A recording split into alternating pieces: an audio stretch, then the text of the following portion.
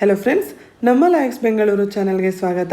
ಇವತ್ತಿನ ದ ಹಿಂದೂ ದಿನಪತ್ರಿಕೆ ವಿಶ್ಲೇಷಣೆ ಕೆಳಗೆ 7ನೇ ಸೆಪ್ಟೆಂಬರ್ 2020 ಈ ದಿನಾಂಕದ ಸುದ್ದಿ ವಿಶ್ಲೇಷಣೆ ಮಾಡ್ತಿದ್ದೇವೆ. ಇವತ್ತು ನಾವು ಚರ್ಚೆ ಮಾಡ್ತಾ ಇರೋಂಥ ಮೊದಲನೇ ಆರ್ಟಿಕಲ್ ನಿಮ್ಮ ಬ್ಯಾಂಗ್ಳೂರ್ ಎಡಿಷನ್ನ ಫ್ರಂಟ್ ಪೇಜಲ್ಲಿ ನೀವು ನೋಡ್ಬೋದು. Government suspends FCRA clearance of 4 Christian groups, foreign contribution regulation act ಬಗ್ಗೆ ಈ ಆರ್ಟಿಕಲ್ ಇರುವಂಥದ್ದು. ನಿಮ್ಮ ಪ್ರಿಲಿಮ್ಸ್ ಎಕ್ಸಾಮ್ಸ್ಗೆ ಕರೆಂಟ್ ಅಫೇರ್ಸ್ ಹಾಗೂ ಎಕಾನಮಿಗೆ ಸಂಬಂಧಪಟ್ಟ ಆರ್ಟಿಕಲ್. ನಿಮ್ಮ ಮೇನ್ಸ್ ಎಕ್ಸಾಮ್ಗೆ ಜನರಲ್ ಸ್ಟಡೀಸ್ ಪೇಪರ್ 3 ಎಕಾನಮಿ ಹಾಗೂ ಇಂಟರ್ನಲ್ ಸೆಕ್ಯೂರಿಟಿಗೆ ಸಂಬಂಧಪಟ್ಟಂತೆ role of internal state and non state actors in creating challenges to internal security ಕೆಳಗೆ ಈ ಆರ್ಟಿಕಲ್ನ ನೀವು ತೊಗೊಬೋದು. ಮೊದಲಿಗೆ ಫಾರಿನ್ ಕಾಂಟ್ರಿಬ್ಯೂಷನ್ ರೆಗ್ಯುಲೇಷನ್ ಆ್ಯಕ್ಟ್ ಅಂದರೆ ಏನು ಅಂತ ತಿಳ್ಕೊಳ್ಳೋಣ. ಈ ಆ್ಯಕ್ಟ್ನಲ್ಲಿ ಫಾರಿನ್ ಕಾಂಟ್ರಿಬ್ಯೂಷನ್ ಅಂತ ಅಂದರೆ donation, delivery or transfer made by any foreign source. Foreign source ಅಂದರೆ ಏನು?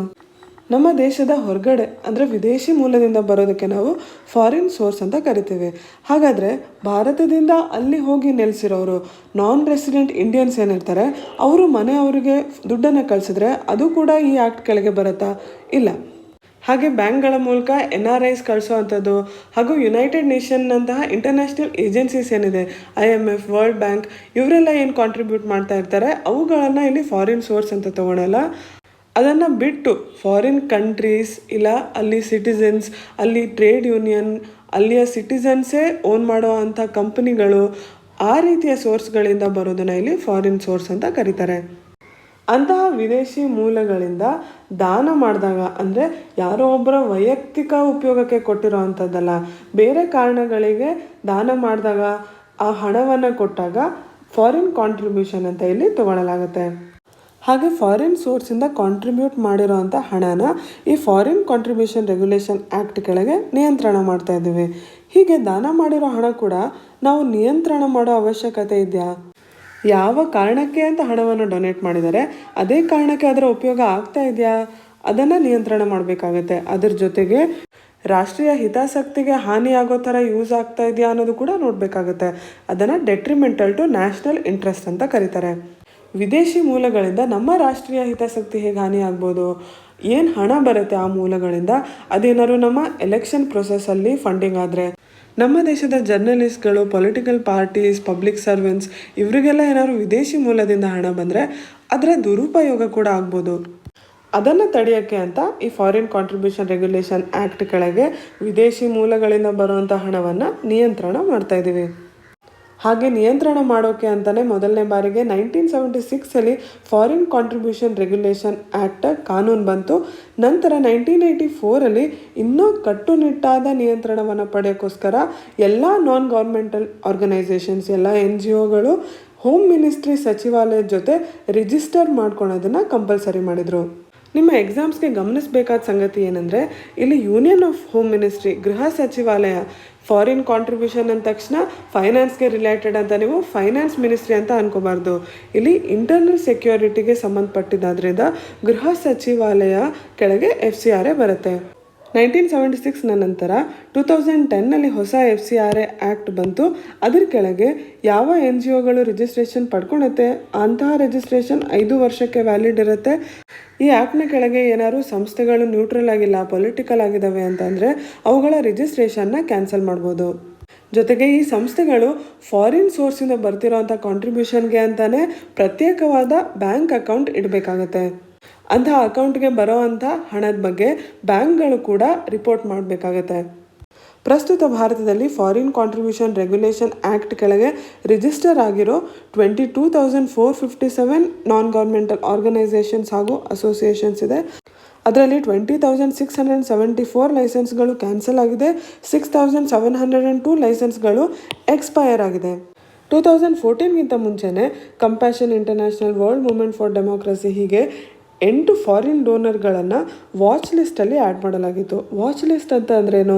ಒಂದು ಸತಿ ಆ ಡೋನರ್ಗಳನ್ನ ವಾಚ್ ಲಿಸ್ಟ್ಗೆ ಹಾಕಿದರೆ ಅವರು ಹೋಮ್ ಮಿನಿಸ್ಟ್ರಿಯಿಂದ ಪರ್ಮಿಷನ್ ತಗೊಂಡು ನಂತರ ಹಣವನ್ನು ಕೊಡಬೇಕಾಗತ್ತೆ.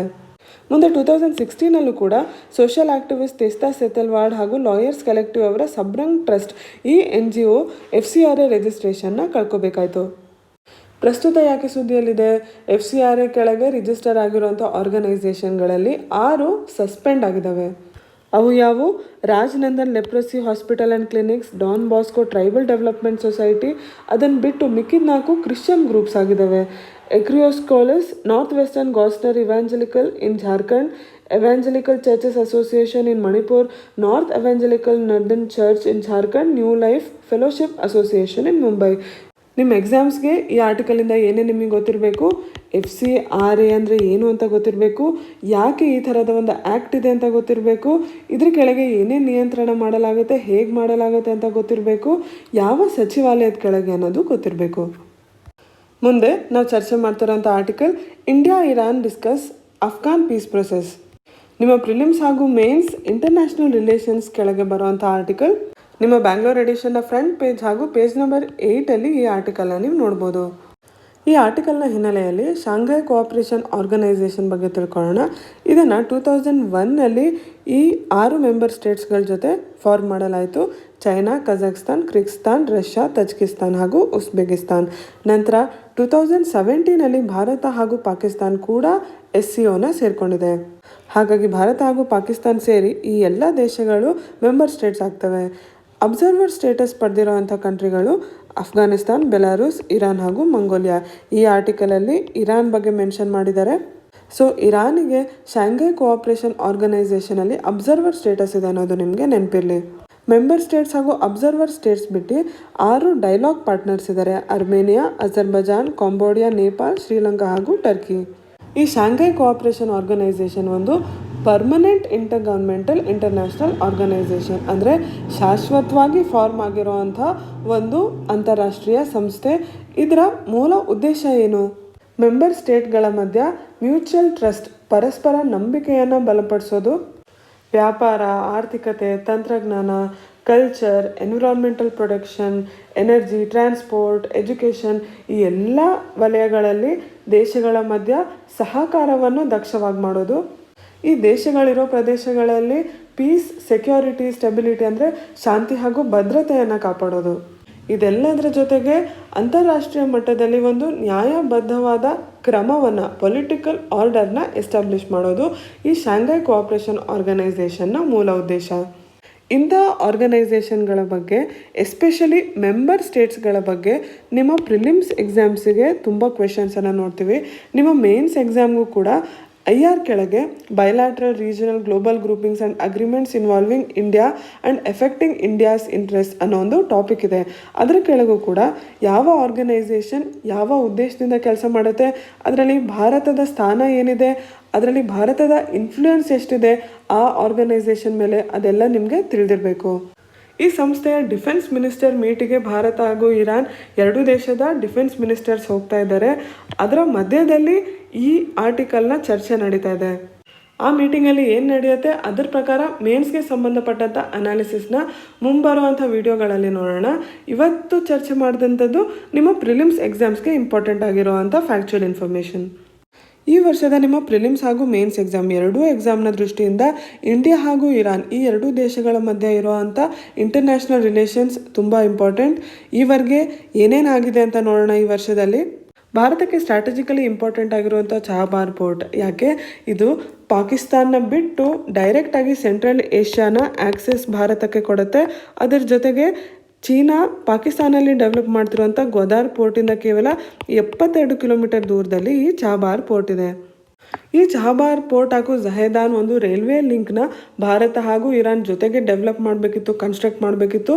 ಆದರೆ ಈಗ ಇರಾನ್ ತಾನೊಂದೇ ಮಾಡ್ತಾ ಇದೆ. ಇರಾನ್ ಹಾಗೂ US ಮಧ್ಯ ಇದ್ದಂಥ ನ್ಯೂಕ್ಲಿಯರ್ ಡೀಲ್ ಕ್ಯಾನ್ಸಲ್ ಆದ ನಂತರ US ಇರಾನ್ ಜೊತೆ ಮಾಡುವಂಥ ಟ್ರೇಡಿಗೆ ಸ್ಯಾಂಕ್ಷನ್ಸ್ನ ತೊಗೊಂಡು ಬಂತು. ಸಾಕಷ್ಟು ವರ್ಷಗಳಿಂದ ಇರಾನಿಂದ ಆಯಿಲ್ ಇಂಪೋರ್ಟ್ ಮಾಡ್ತಿದ್ದ ಭಾರತ ಈಗ ಈ ಸ್ಯಾಂಕ್ಷನ್ಸ್ಗಳಿಂದ ಇಂಪೋರ್ಟ್ ನಿಲ್ಲಿಸಬೇಕಾಗಿದೆ. ಹಾಗಾಗಿ ಈಗಾಗಲೇ ಇಂಡಿಯಾ ಹಾಗೂ ಇರಾನ್ ಮಧ್ಯೆ ಸಂಬಂಧ ಸ್ವಲ್ಪ ದುರ್ಬಲ ಆಗಿದೆ. ಇಂತಹ ಸಮಯದಲ್ಲೇ ಚೀನಾ ಇರಾನಲ್ಲಿ 25 ವರ್ಷದ ಒಂದು strategic partnership, long term partnership ಆರಂಭ ಮಾಡ್ತಾ ಇದೆ. $400 ಬಿಲಿಯನ್ ಹೂಡಿಕೆ ಮಾಡೋದಾಗಿ ಹೇಳ್ತಾ ಇದೆ. ಮಧ್ಯ ಭಾರತ ಹಾಗೂ ಚೀನಾ ಮಧ್ಯ ಈಗ ಎಷ್ಟು ಸ್ಟ್ರೇನ್ಡ್ ಸಂಬಂಧ ಇದೆ ಅಂತ ಗೊತ್ತು. ಗ್ಯಾಲ್ವಾನ್ ವ್ಯಾಲಿ ಕ್ಲಾಶ್ ಆಗಿದೆ. ಅದರ ಮೇಲೆ ಡಿಸ್ಎಂಗೇಜ್ಮೆಂಟ್ ಹಾಗೂ ಡಿಎಸ್ಕಲೇಷನ್ ಪ್ರೊಸೆಸ್ ಸರಿಗೆ ನಡೀತಾ ಇಲ್ಲ. ಅದ್ರ ಮಧ್ಯದಲ್ಲೇ ಮತ್ತೆ ಅಟ್ಯಾಕ್ಸ್ ನಡೀತಾ ಇದೆ. ಭಾರತದಲ್ಲಿ ಚೀನಾದ ಸಾಕಷ್ಟು ಅಪ್ಲಿಕೇಶನ್ಸ್ನ ಬ್ಯಾನ್ ಮಾಡಿದ್ದಾರೆ. ಹೂಡಿಕೆಯನ್ನು ತಡೆ ಹಿಡಿಯಲಾಗ್ತಾ ಇದೆ. ಒಟ್ಟಾರೆ ಅಂತಾರಾಷ್ಟ್ರೀಯ ಮಟ್ಟದಲ್ಲಿ ಪರಿಸ್ಥಿತಿ ಹೇಗಿದೆ? USA ಹಾಗೂ ಚೀನಾದ ಮಧ್ಯೆ ಸಂಬಂಧ ತುಂಬ ಬಿಗಡಾಯಿಸಿದೆ. ಚೀನಾ ಹಾಗೂ ಭಾರತದ ಮಧ್ಯೆ ಕೂಡ ಬಿಗಡಾಯಿಸಿದೆ.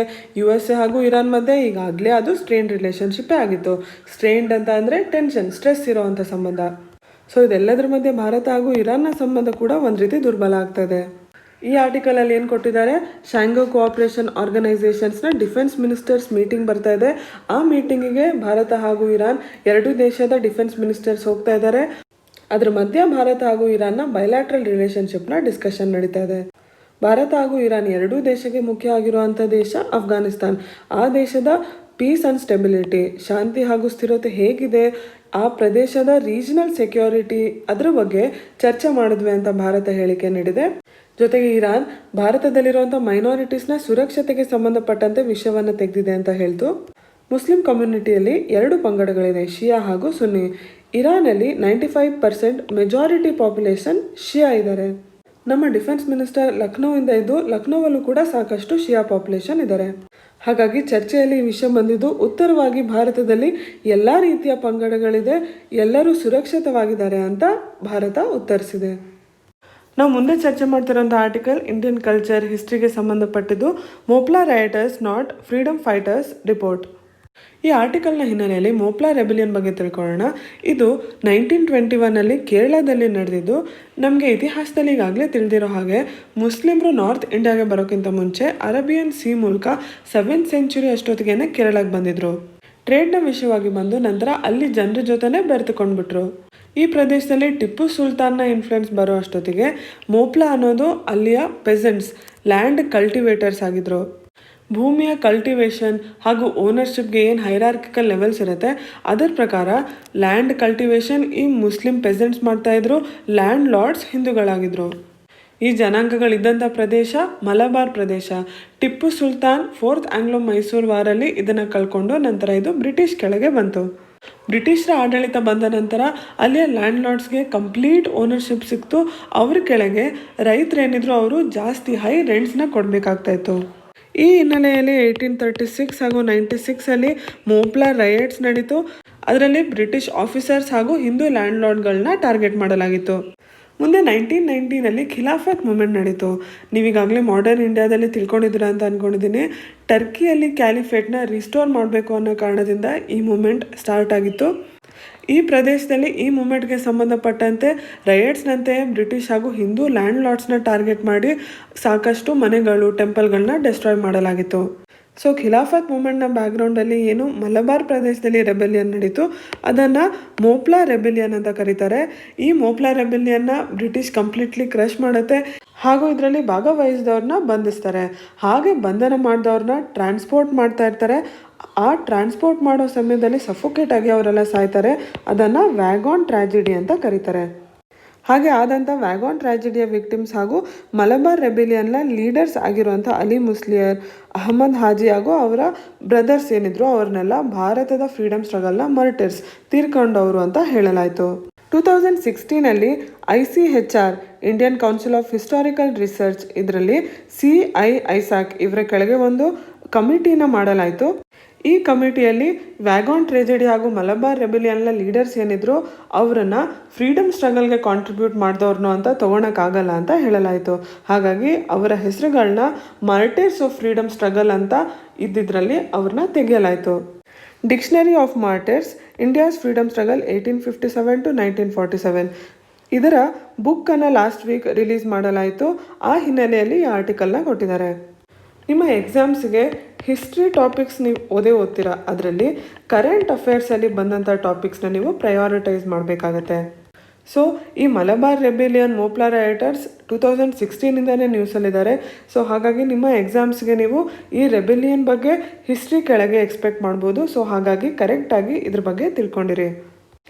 ಮುಂದೆ ನಾವು ಚರ್ಚೆ ಮಾಡ್ತಿರೋಂಥ article Kesavananda Bharati a saviour of the constitution. ಇದು ನಿಮ್ಮ ಇಂಡಿಯನ್ ಪಾಲಿಟಿ ಕೆಳಗೆ ಬರುವಂಥ ಆರ್ಟಿಕಲ್. ನೀವೆಲ್ಲ ಇಲ್ಲಿವರೆಗೆ 1973 ಕೇಶವಾನಂದ ಭಾರತಿ ಕೇಸ್ ಬಗ್ಗೆ ತಿಳ್ಕೊಂಡಿರ್ತೀರಾ, ಕೇಳಿರ್ತೀರಾ. ಆ ಕೇಸ್ನ ಅಪೀಲ್ ಮಾಡಿದಂಥ ಕೇಶವಾನಂದ ಭಾರತಿ ಅವರು ತೀರ್ಕೊಂಡಿದ್ದಾರೆ. ಆ ಹಿನ್ನೆಲೆಯಲ್ಲಿ ಈ ಆರ್ಟಿಕಲನ್ನು ನೀಡಿದ್ದಾರೆ. ಈ ಕೇಶವಾನಂದ ಭಾರತಿ ಅವರು ಸ್ಟೇಟ್ ಆಫ್ ಕೇರಳ ವರ್ಸಸ್ ಕೇಸ್ನ ಅಪೀಲ್ ಮಾಡಿದರು.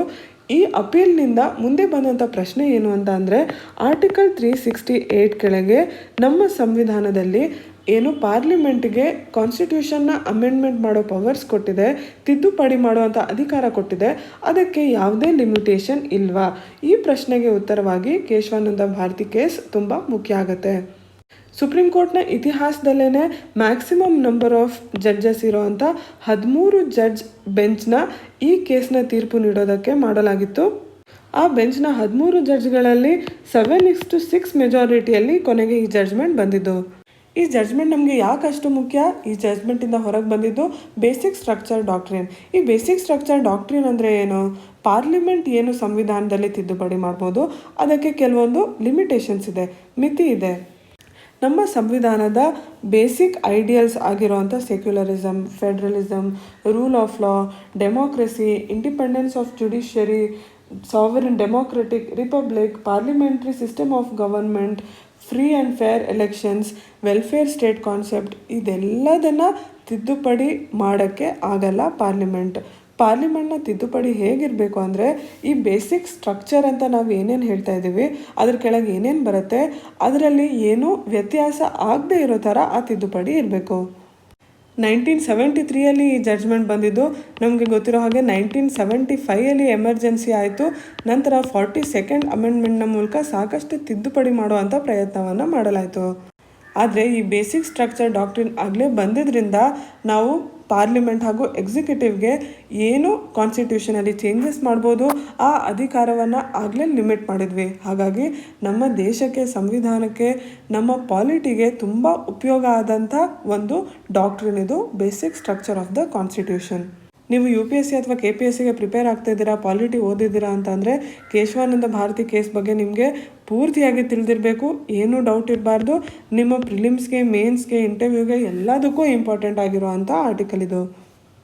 ಮುಂದೆ ನಾವು ಚರ್ಚೆ ಮಾಡ್ತಾ ಇರೋವಂಥ ಮೊದಲನೇ ಎಡಿಟೋರಿಯಲ್ ಆರ್ಟಿಕಲ್ ಮಿಕ್ಸ್ಡ್ ಮೆಸೇಜಿಂಗ್. ನಿಮ್ಮ ಬ್ಯಾಂಗ್ಳೂರ್ ಎಡಿಷನ್ನ ಪೇಜ್ ನಂಬರ್ 6 ನೀವು ಎಡಿಟೋರಿಯಲ್ನ ನೋಡ್ಬೋದು. ನಿಮ್ಮ ಪ್ರಿಲಿಮ್ಸ್ ಹಾಗೂ ಮೇನ್ ಸಿಲೆಬಸ್ ಎಕಾನಮಿ ಹಾಗೂ ಸೋಷಿಯಲ್ ಡೆವಲಪ್ಮೆಂಟ್ ಸಂಬಂಧಪಟ್ಟಂಥ ಎಡಿಟೋರಿಯಲ್ ಆರ್ಟಿಕಲ್ ಇದು. ಅಂತಾರಾಷ್ಟ್ರೀಯ ಮಟ್ಟದಲ್ಲಿ ಮ್ಯಾನುಫ್ಯಾಕ್ಚರಿಂಗ್ ಸೆಕ್ಟರ್ಗೆ ಸಂಬಂಧಪಟ್ಟಂಥ ಸಾಕಷ್ಟು ಇಂಡಸ್ಟ್ರೀಸ್ ಚೀನಾದಲ್ಲೇ ಕೇಂದ್ರಿತವಾಗಿದೆ. ಈಗ COVID-19 ಸಾಂಕ್ರಾಮಿಕ ಬಂದಿರೋ ಸಮಯದಲ್ಲಿ ಎಷ್ಟು ಈ ಇಂಡಸ್ಟ್ರೀಸ್ ಚೀನಾದ ಮೇಲೆ ಡಿಪೆಂಡೆಂಟ್ ಆಗಿದೆ ಅನ್ನೋದು ಇನ್ನೂ ಜಾಸ್ತಿ ಮುಂದೆ ಬರ್ತಾ ಇದೆ. ಹಾಗೆ ಒಂದೇ ಜಾಗದಲ್ಲೇ ಕೇಂದ್ರಿತವಾಗಿದ್ದರೆ ಒಂದೇ ರಾಷ್ಟ್ರದ ಪಾಲಿಸೀಸ್ ಹಾಗೂ ಅಲ್ಲಿ ಬರುವಂಥ ಸಿಚುವೇಶನ್, ಸರ್ಕಮ್ಸ್ಟೆನ್ಸಸ್ ಏನಿರುತ್ತೆ ಅದ್ರ ಮೇಲೆ ಈ ಮ್ಯಾನುಫ್ಯಾಕ್ಚರಿಂಗ್ ಸೆಕ್ಟರ್ ಡಿಪೆಂಡೆಂಟ್ ಆಗೋಗುತ್ತೆ. ಅದರಿಂದಾಗಿ ಹಲವಾರು ಸಮಸ್ಯೆಗಳು ಬರೋ ಸಾಧ್ಯತೆ ಇರುತ್ತೆ.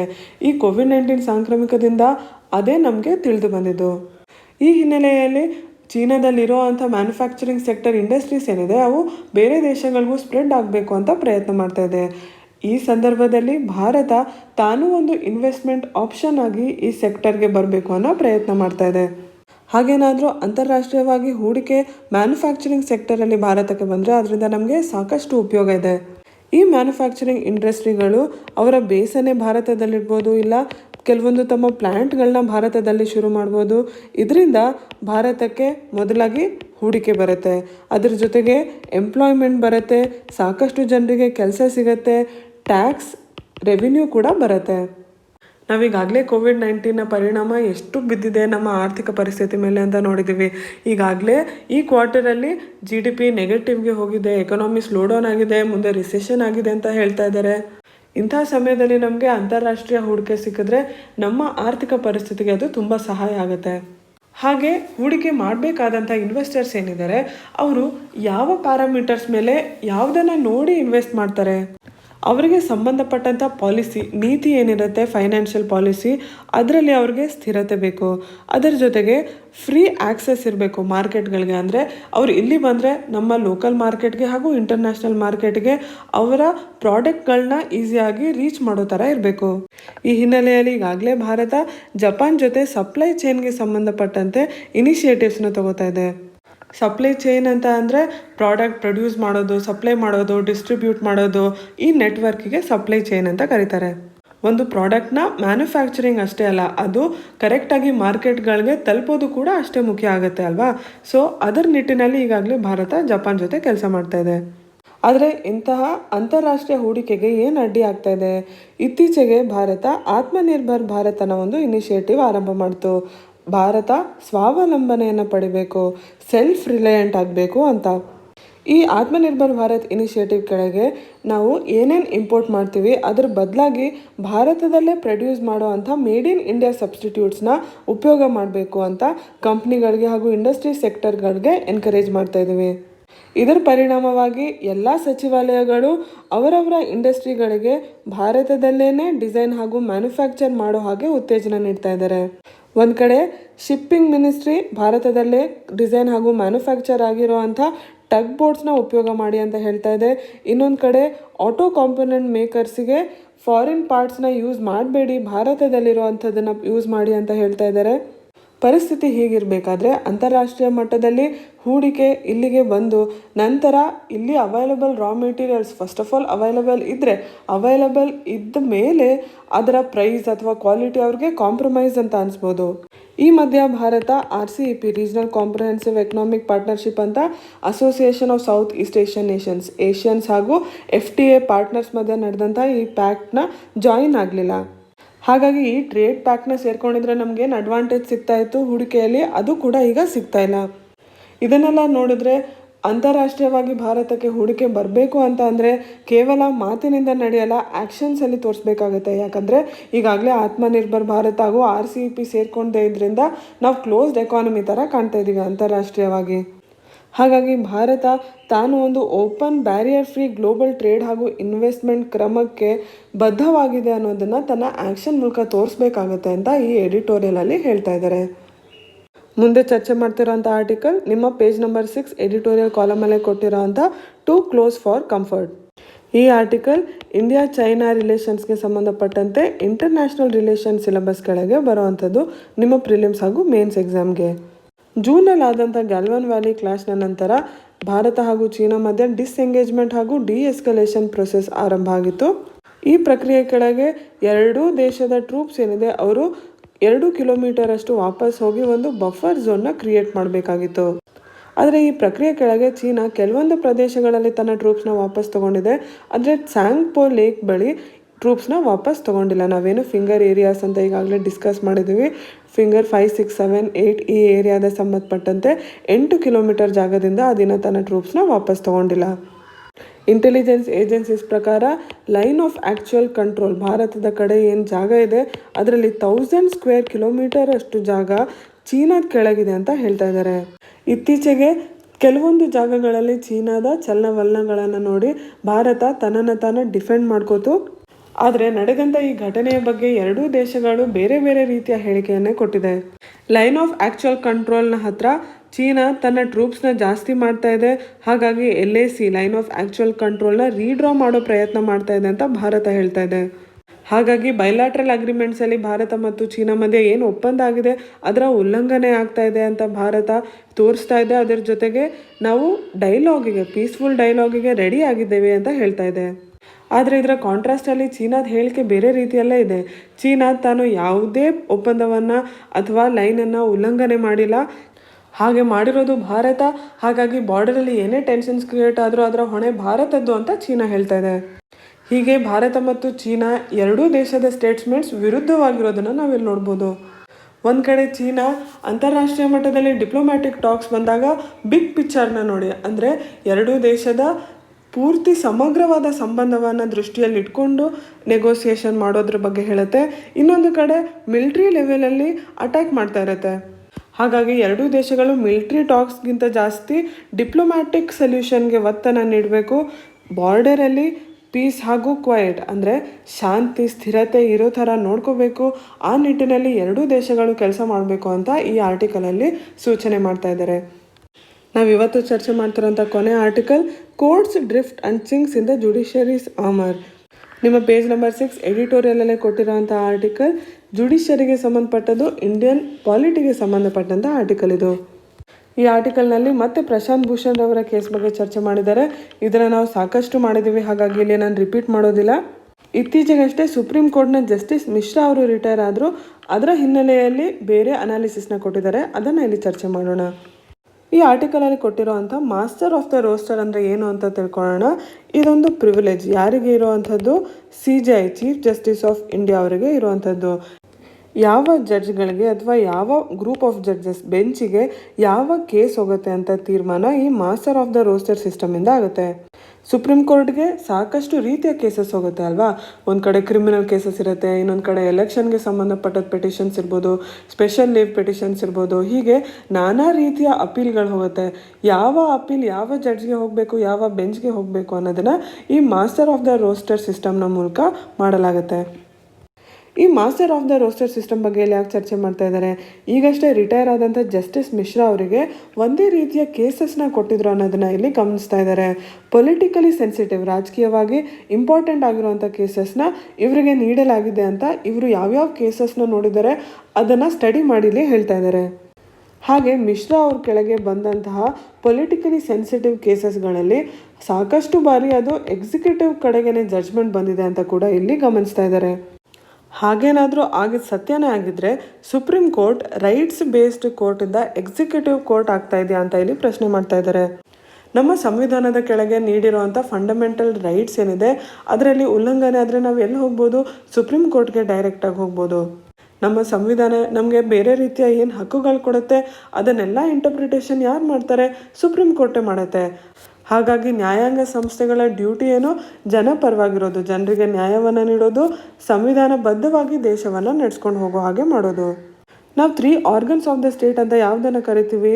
ಜುಡಿಷರಿ, ಎಕ್ಸಿಕ್ಯೂಟಿವ್ ಹಾಗೂ ಲೆಜಿಸ್ಲೇಚರ್. ಈ ಮೂರಕ್ಕೂ ಪ್ರತ್ಯೇಕವಾಗಿ ತಂದೆ ಆದ ಅಧಿಕಾರಗಳನ್ನ ನೀಡಿದ್ದೀವಿ ಹಾಗೂ ಚೆಕ್ ಆ್ಯಂಡ್ ಬ್ಯಾಲೆನ್ಸ್ಗಳಿರೋ ಥರ ಮಾಡಿದ್ದೀವಿ. ಲೆಜಿಸ್ಲೇಚರ್ ಅಂದರೆ ಯಾರು? ಪಾರ್ಲಿಮೆಂಟ್ ಹಾಗೂ ಅಸೆಂಬ್ಲಿಗಳಲ್ಲಿರುವಂಥ MP, MLAಗಳು ಲೆಜಿಸ್ಲೇಚರ್ ಆಗ್ತಾರೆ. ಈ ಲೆಜಿಸ್ಲೇಚರಲ್ಲಿ ಮೆಜಾರಿಟಿ ಜನರ ಸಪೋರ್ಟಿಂದ ಗೆದ್ದು ಬಂದವರು ಎಕ್ಸಿಕ್ಯೂಟಿವ್ ಆಗ್ತಾರೆ, ಮಿನಿಸ್ಟರ್ಸ್ ಆಗ್ತಾರೆ, ಚೀಫ್ ಮಿನಿಸ್ಟರ್, ಪ್ರೈಮ್ ಮಿನಿಸ್ಟರ್ ಆಗ್ತಾರೆ. ಈ ಎಕ್ಸಿಕ್ಯೂಟಿವ್ ಹಾಗೂ ಲೆಜಿಸ್ಲೇಚರ್ ಏನು ಕೆಲಸ ಮಾಡುತ್ತೆ, ಅವರು ಕಾನೂನುಬದ್ಧವಾಗಿ ಇಲ್ಲ ಸಂವಿಧಾನಬದ್ಧವಾಗಿ ಕೆಲಸ ಮಾಡಲಿಲ್ಲ ಅಂದರೆ ಯಾರು ಅದನ್ನು ನೋಡ್ತಾರೆ? ಜುಡಿಷರಿ, ನ್ಯಾಯಾಂಗ ಸಂಸ್ಥೆಗಳು ನೋಡ್ತವೆ. ಜುಡಿಷರಿ, ಎಕ್ಸಿಕ್ಯೂಟಿವ್ ಹಾಗೂ ಲೆಜಿಸ್ಲೇಚರ್ ಇವು ಮೂರು ತಂದೆ ಆದ ಲಿಮಿಟ್ ಹಾಗೂ ಅಧಿಕಾರಗಳಲ್ಲಿ ಕೆಲಸ ಮಾಡಬೇಕು. ಒಂದು ಕೆಲಸ ಸರಿಯಾಗಿ ಮಾಡಲಿಲ್ಲ ಅಂದರೆ ಇನ್ನೊಂದು ಅದನ್ನು ತಾಕೀತು ಮಾಡೋ ಅಂಥ ಅಧಿಕಾರವನ್ನು ನೀಡಿದ್ದೀವಿ ನಾವಿಲ್ಲಿ. ಹೀಗಿರಬೇಕಾದ್ರೆ ನ್ಯಾಯಾಂಗ ಸಂಸ್ಥೆಗಳು ಏನಾದ್ರು ಎಕ್ಸಿಕ್ಯೂಟಿವ್ ಕಡೆಗೆ ಜಾಸ್ತಿ ವಾಲಿದ್ರೆ ಕೋರ್ಟ್ಗಳು ಎಕ್ಸಿಕ್ಯೂಟಿವ್ ಕೋರ್ಟ್ಸ್ ಆಗ್ತವೆ. ಇದರ ಹಿನ್ನೆಲೆಯಲ್ಲಿ master of the roster system ಏನಿದೆ ಅದನ್ನು ಈ ಆರ್ಟಿಕಲಲ್ಲಿ ಪ್ರಶ್ನೆ ಮಾಡ್ತಾ ಇದ್ದಾರೆ. ಇದರ ಬಗ್ಗೆ ಕೋರ್ಟ್ನ ಒಳಗಿನವರೇ ಆದಂಥ ಜಸ್ಟಿಸ್ ಕುರಿಯನ್ ಜೋಸೆಫ್ ಕೂಡ ಮಾತಾಡಿದ್ದಾರೆ. ಆದರೆ ಚೀಫ್ ಜಸ್ಟಿಸ್ ಆಫ್ ಇಂಡಿಯಾ ಹೇಳ್ತಾರೆ master of the roster system chief justice of ಇಂಡಿಯಾಗೆ ಇರೋವಂಥ ಒಂದು ಅನ್ರಿಸ್ಟ್ರಿಕ್ಟೆಡ್ ಪವರ್ ಕೇಸ್ ಅಲೋಕೇಶನಲ್ಲಿ ಅಂತ. ಆದರೆ ಈ ಆರ್ಟಿಕಲ್ನ ಆಥರ್ ಹೇಳ್ತಾ ಇದ್ದಾರೆ ಹಿಂದೆ ಸುಪ್ರೀಂ ಕೋರ್ಟ್ಗೆ ಇದ್ದಂಥ ಸ್ಥಾನ ಏನಿತ್ತು ಅದರ ಪ್ರಕಾರ master of the roster system ಸರಿಯಾಗಿತ್ತು. ಆದರೆ ಈಗ ಬದಲಾಗ್ತಿರೋವಂಥ ಸರ್ಕಮ್ಸ್ಟೆನ್ಸಸಲ್ಲಿ ಈ master of the roster system ಏನಿದೆ ಅದನ್ನು ಪ್ರಶ್ನೆ ಮಾಡಬೇಕಾಗತ್ತೆ. ಹೇಗೆ national judicial appointments commission executive ಏನು ಜುಡಿಷರಿಯಲ್ಲಿ ಹೇಗೆ ಅಪಾಯಿಂಟ್ಮೆಂಟ್ಸ್ ಮಾಡಬೇಕು ಅನ್ನೋದ್ರ ಬಗ್ಗೆ ಡಿಸಿಷನ್ನ ತಗೊಂಡಿತ್ತು, ಅದನ್ನು ಕೋರ್ಟ್ ಸ್ಟ್ರಕ್ ಮಾಡ್ತು. ಯಾಕೆ? ನ್ಯಾಯಾಂಗ ಸಂಸ್ಥೆಗಳಲ್ಲಿ ಜಡ್ಜಸ್ನ ಸೆಲೆಕ್ಟ್ ಮಾಡಬೇಕಾದ್ರೆ ಎಕ್ಸಿಕ್ಯೂಟಿವ್ ಇಂಟರ್ಫಿಯರೆನ್ಸ್ ಇರಬಾರ್ದು ಅಂತ. ಹಾಗಾದರೆ ಎಕ್ಸಿಕ್ಯೂಟಿವಲ್ಲಿ ನ್ಯಾಯಾಂಗ ಸಂಸ್ಥೆಗಳು ಅಗತ್ಯಕ್ಕಿಂತ ಜಾಸ್ತಿ ಇಂಟರ್ಫಿಯರ್ ಆಗೋದು ಸರಿನಾ? ರಿಟೈರ್ಡ್ ಚೀಫ್ ಜಸ್ಟಿಸ್ ಆಗಿರುವಂಥ ಜಸ್ಟಿಸ್ AP ಶಾ ಅವರು ಈ ಆರ್ಟಿಕಲಲ್ಲಿ ಹೇಳ್ತಾ ಇದ್ದಾರೆ ಯಾರು ಕಾಂಪಿಟೆಂಟ್ ಹಾಗೂ ಇಂಡಿಪೆಂಡೆಂಟ್ ಸರಿಯಾಗಿ ಕೆಲಸ ಮಾಡೋ ಜಡ್ಜಸ್ ಇದ್ರು ಅವರಿಗೆ ತುಂಬ ಇಂಪಾರ್ಟೆಂಟ್ ಆಗದೆ ಇರುವಂಥ ಪ್ರೈವೇಟ್ ಕೇಸಸ್ನ ಕೊಟ್ಟಿದ್ರು. ಜಡ್ಜಸ್ಗೆ ಸಂಬಂಧಪಟ್ಟಂತೆ medical admission scam case, sexual harassment case ಇದನ್ನೆಲ್ಲ ನಾವೀಗ ನೋಡ್ತಾ ಇದ್ವಿ. ಆ ಹಿನ್ನೆಲೆಯಲ್ಲಿ ಮಾಸ್ಟರ್ ಆಫ್ ರೋಸ್ಟರ್ ಸಿಸ್ಟಮ್ ಒಂದು ಟ್ರಾನ್ಸ್ಪರೆಂಟ್ ಸಿಸ್ಟಮ್ ಆಗೋದಿಲ್ಲ. ಟ್ರಾನ್ಸ್ಪರೆಂಟ್ ಸಿಸ್ಟಮ್ ಇಲ್ಲದೆ ಇದ್ದಷ್ಟು ಅಲ್ಲಿ ಜಾಸ್ತಿ ತಾರತಮ್ಯ ಮಾಡೋ ಅಂಥ ಅವಕಾಶವನ್ನು ನೀಡ್ದಂಗೆ ಆಗುತ್ತೆ. ಜನರಿಗೆ ನ್ಯಾಯಾಂಗ ಸಂಸ್ಥೆಗಳ ಮೇಲೆ ಕಾನ್ಫಿಡೆನ್ಸ್ ಕಮ್ಮಿ ಆಗೋ ಥರ ಮಾಡುತ್ತೆ. ಈ ಸಿಸ್ಟಮ್ನ ಎಲ್ಲಿ ಯೂಸ್ ಮಾಡ್ತಾರೆ? ಯುರೋಪಲ್ಲಿ ಯೂಸ್ ಮಾಡ್ತಾರೆ. ಅಲ್ಲಿಯ ಎಕ್ಸಾಂಪಲ್ನ ತೊಗೊಂಡ್ರೂ ಕೂಡ ಈ ಸಿಸ್ಟಮ್ ದಕ್ಷತೆಯಿಂದ ವರ್ಕ್ ಆಗುತ್ತೆ ಅಂತ ಹೇಳೋಕ್ಕಾಗಲ್ಲ. ಯಾವುದೇ ಪ್ರಜಾಪ್ರಭುತ್ವಕ್ಕೆ ಇಂಡಿಪೆಂಡೆಂಟ್ ಹಾಗೂ ಸ್ಟ್ರಾಂಗ್ ಜುಡಿಷರಿ ನ್ಯಾಯಾಂಗ ಸಂಸ್ಥೆಗಳು ಬಲವಾಗಿ ಹಾಗೂ ಸ್ವತಂತ್ರವಾಗಿರೋದು ತುಂಬ ಮುಖ್ಯ ಆಗುತ್ತೆ. ಅಂತಹ ಸ್ಟ್ರಾಂಗ್ ಹಾಗೂ ಇಂಡಿಪೆಂಡೆಂಟ್ ಜುಡಿಷರಿಗೆ ಅಡ್ಡಿಯಾಗ್ತಾ ಇರೋದು ಜುಡಿಷರಿ ಒಳಗಿರೋ ಜನನೇ. ಹಾಗಾಗಿ ನ್ಯಾಯಾಂಗ ಸಂಸ್ಥೆಗಳಿಗೆ ಹೊರಗಡೆಯಿಂದ ಏನು ನಿಂದನೆ ಬರ್ತಾ ಇದೆ ಹಾಗೂ ಎಕ್ಸಿಕ್ಯೂಟಿವಿಂದ ಏನು ಇಂಟರ್ಫಿಯರೆನ್ಸ್ ಬರ್ತಾ ಇದೆ ಅದೆಲ್ಲದಕ್ಕಿಂತ ಮೊದಲು ಒಳಗೆ ತಮ್ಮ ಸಿಸ್ಟಮ್ನ ಸರಿ ಮಾಡ್ಕೋಬೇಕು ಅಂತ ಈ ಆರ್ಟಿಕಲಲ್ಲಿ ಆಥರ್ ಹೇಳ್ತಾ ಇದ್ದಾರೆ. ಮುಂದೆ ಬರೋವಂಥ UPSC ಪ್ರಿಲಿಮ್ಸ್ಗೆ ನಿಮ್ಗೆ ಏನು ಗೊತ್ತಿರಬೇಕು ಅಂತಂದರೆ, ನೀವು ಕ್ವೆಶನ್ಸ್ಗೆ ಯಾವ ರೀತಿ ಪ್ರಿಪೇರ್ ಆಗಬೇಕು. ನಿಮ್ಮ KPSCಯಲ್ಲಿ ಹೇಗೆ ಕ್ವೆಶನ್ಸ್ ಬರುತ್ತೆ ಆ ಥರ ಡೈರೆಕ್ಟಾಗಿ ಫ್ಯಾಕ್ಚುಯಲ್ ಕ್ವೆಶನ್ಸ್ UPSCಯಲ್ಲಿ ಬರೋಲ್ಲ. ಜಾಸ್ತಿ ಅನಾಲಿಟಿಕಲ್ ಕ್ವೆಶನ್ಸ್ ಬರುತ್ತೆ. 1, 2, 3 ಹಾಗೆ ಚಾಯ್ಸಸ್ ಕ್ವೆಶನ್ಸ್ ಜಾಸ್ತಿ ಬರುತ್ತೆ.